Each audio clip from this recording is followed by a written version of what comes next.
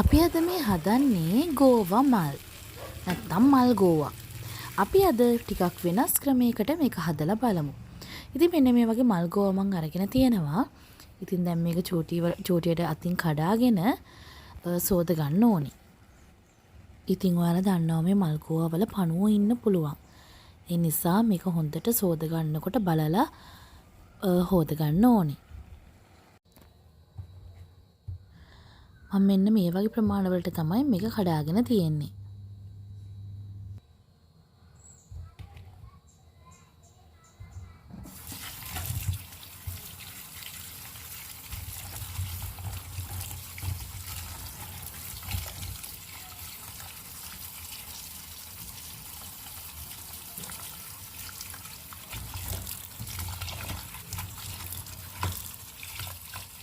මල්ගෝවා ටික මෙන්න මේ වගේ කෑලි වලට කඩාගෙන හොඳට සෝදගෙන මේ ටික වෙනම පැත්තකින් තියාගන්න.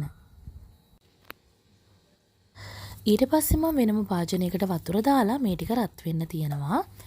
ඊට පස්සේ මේකට කහයි ලුණුයි දාගන්න ඕනේ. අපි දැන් මේ හදන්නේ අර මල්ගෝවා ටික තඹ ගන්න. නැත්තම් මේ වහයියයි කන්න අමාරුයි. ඉතින් දැන් මෙන්න මේ විදිහට කහයි ලුණුයි දාගෙන මේකට මල්ගෝවා ටික දාලා ටික වෙලාවක් හොඳට තඹ ගන්න ඕනේ.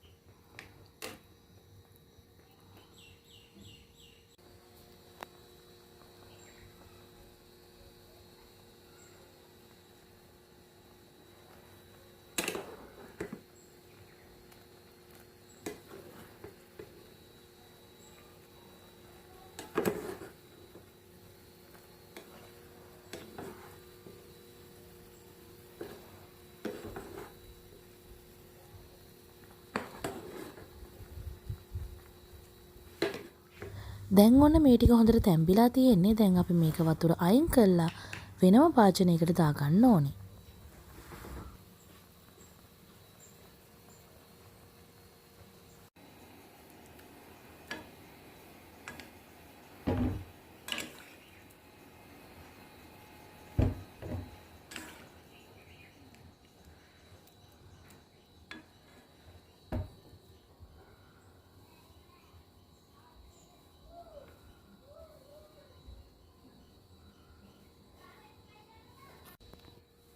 ඊට පස්සේ මම භාජනයක් මේ විදිහට අරගෙන මේකට දාගන්නවා පාන් පිටි.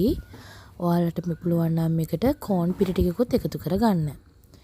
මෙන්න මේ වගේ පාන් පිටි, ඒ වගේම මේකට මිරිස් කුඩු ටිකක්, ඒ වගේම ලුණු කුඩු ටිකක්, ගම්බිරිස් කුඩු ටිකක් දාලා හොඳට මික්ස් කරගන්න.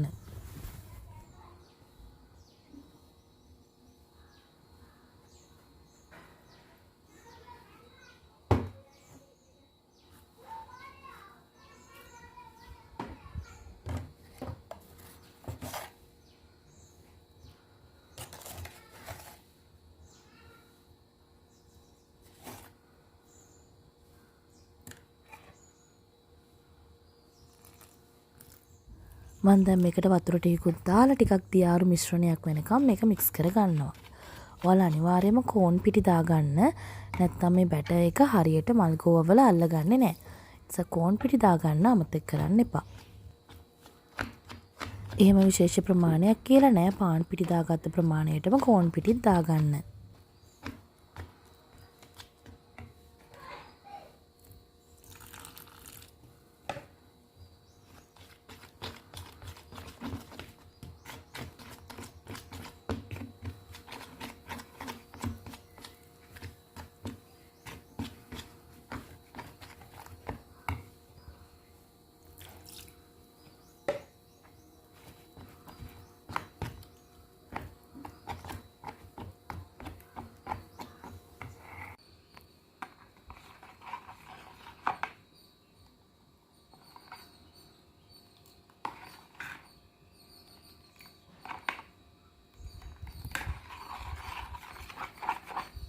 දැන් මේ හදාගත්ත මිශ්‍රණයට අපේ අර මල්ගෝවා ටික දාලා හොඳට බැටර් එක මේක ගෑවෙන විදිහට හදාගන්න ඕනේ.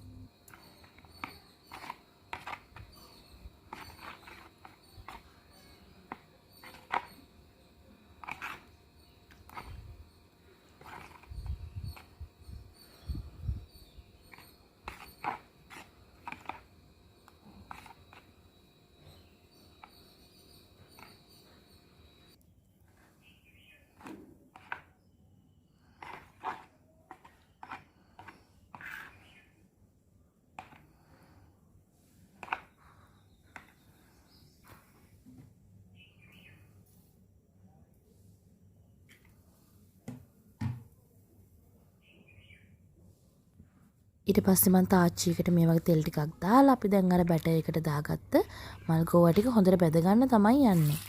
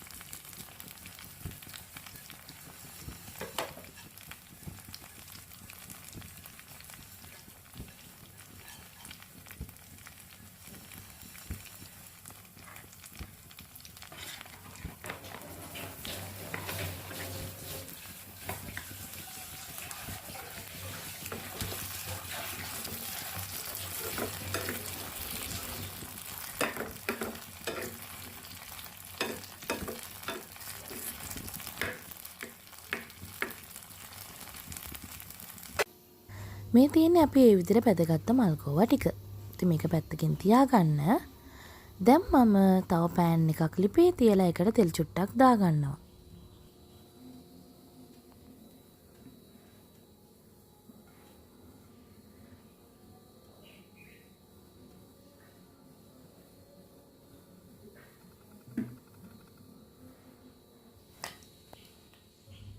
තෙල් ටික රත් වීගෙන එනකොට මේකට කුරුඳු කෑල්ලක් අබෑට ටිකක් එකතු කරගන්න.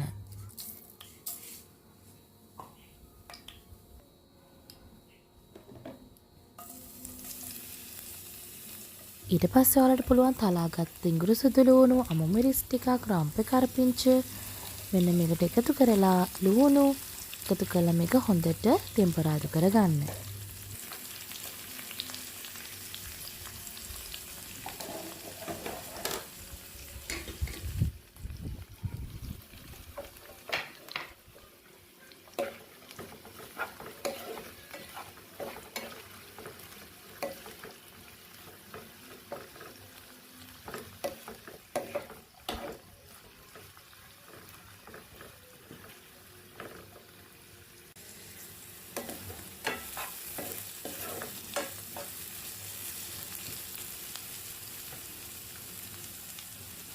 මේක තෙම්පරාදු වීගෙන එනකොට අර ගෝවා මල් ටිකත් මේකටම දාලා හොඳට මික්ස් කරගන්න.